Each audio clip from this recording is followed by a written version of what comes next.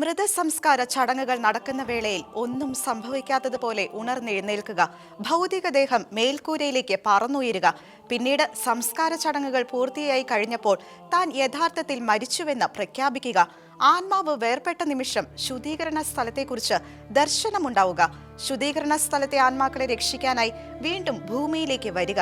ഇത്രയുമൊക്കെ കേൾക്കുമ്പോൾ എന്താണ് പറഞ്ഞു വരുന്നതെന്ന ആകാംക്ഷയും അമ്പരപ്പും തോന്നുന്നുണ്ടാവും അല്ലേ? കെട്ടുകഥയാണോ ഇതെന്ന തോന്നലും ഉണ്ടാകാം. പക്ഷേ ഇത് ക്രിസ്റ്റീന ദി എസ്റ്റോണിഷിംഗ് എന്ന വിശുദ്ധയുടെ ജീവിത സംഗ്രഹമാണ്. ബെൽജിയത്തിലെ ഒരു ചെറിയ പട്ടണത്തിൽ ജനിച്ച അവൾ ഇടയ ബാലികയായിരുന്നു. 20-ാം വയസ്സിൽ അവൾക്ക് അപസ്മാരം പിടിപെടുകയും പൂർണ്ണമായും തളർന്ന് ശ്വാസോച്ഛ്വാസമോ ഹൃദയമിടിപ്പോ തിരിച്ചറിയാൻ കഴിയാത്ത അവസ്ഥയിലാവുകയും ചെയ്തു. ഈ സാഹചര്യത്തിലാണ് മരിച്ചു എന്ന് കരുതി മൃതസംസ്കാര ചടങ്ങുകൾ ആരംഭിച്ചത്. സംസ്കാര ചടങ്ങുകൾ പുരോഗമിക്കുന്നതിനിടയിൽ ക്രിസ്റ്റീന ഉറക്കത്തിൽ നിന്നെന്ന വിധം ഉണരുകയും മുൻപ് പറഞ്ഞതുപോലെ ഭൗതികദേഹം അന്തരീക്ഷത്തിൽ ഉയർന്നു പൊങ്ങുകയും ചെയ്തു. അപ്പോഴേക്കും സംസ്കാര കർമ്മങ്ങൾ പൂർത്തിയായി കഴിഞ്ഞിരുന്നു. ഇപ്പോഴാണ് താൻ യഥാർത്ഥത്തിൽ മരിച്ചതെന്ന് ക്രിസ്റ്റീന വ്യക്തമാക്കി. മരിച്ചു കഴിഞ്ഞപ്പോൾ അവൾക്ക് ശുദ്ധീകരണ സ്ഥലത്തെക്കുറിച്ചുള്ള ദർശനം ലഭിച്ചു. അത്യന്തം ഭീകരമായ ദർശനമായിരുന്നു അത്.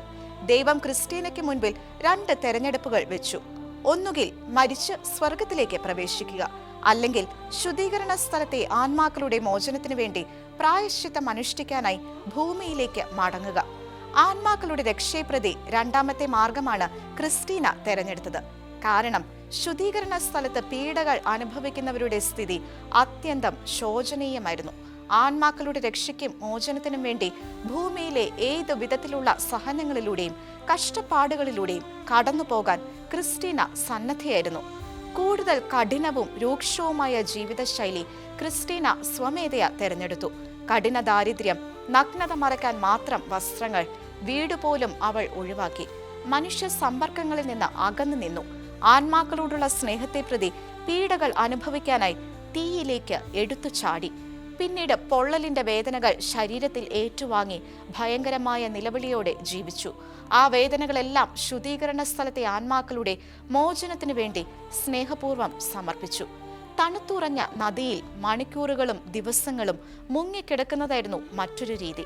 അതിലൂടെയും ശരീരത്തെ വേദനിപ്പിച്ച് ആ വേദനകൾ ശുദ്ധീകരണ സ്ഥലത്തിലെ ആത്മാക്കളുടെ രക്ഷയ്ക്കായി സമർപ്പിച്ചു.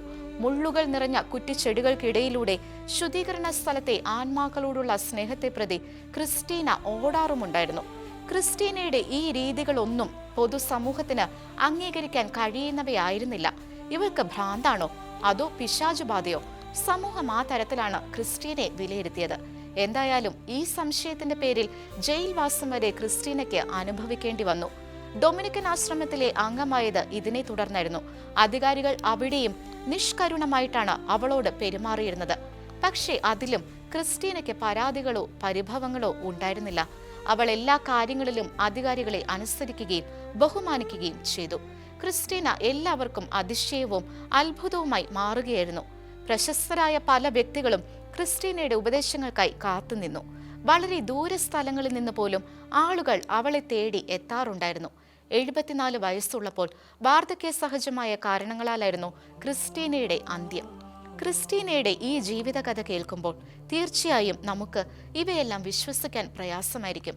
പക്ഷേ വേദപാരംഗതനായ വിശുദ്ധ റോബർട്ട് ബെല്ലാർമിൻ ഉൾപ്പെടെയുള്ളവർ ക്രിസ്റ്റീനയുടെ അത്ഭുത ജീവിതത്തെക്കുറിച്ച് സാക്ഷ്യപ്പെടുത്തിയിട്ടുണ്ട്.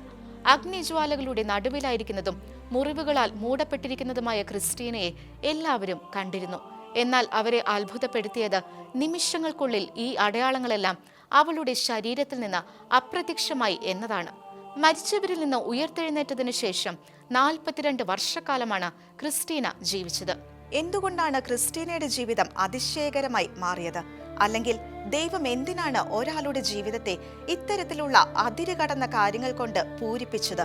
അതിന് വിശുദ്ധ ബെല്ലാർമിൻ നൽകുന്ന മറുപടി ഇപ്രകാരമാണ്: ഒന്നിലും വിശ്വസിക്കുന്നില്ല എന്ന് പരസ്യമായും അഹങ്കാരത്തോടെയും സംസാരിക്കുന്നവരെയും പരലോകത്തിൽ നിന്ന് ആരാണ് തിരിച്ചെത്തിയതെന്ന് പുച്ഛത്തോടെ സംസാരിക്കുകയും ചെയ്യുന്നവരെ നിശബ്ദരാക്കാനാണ് ദൈവം ക്രിസ്റ്റീനയെ ഉപകരണമാക്കിയത്.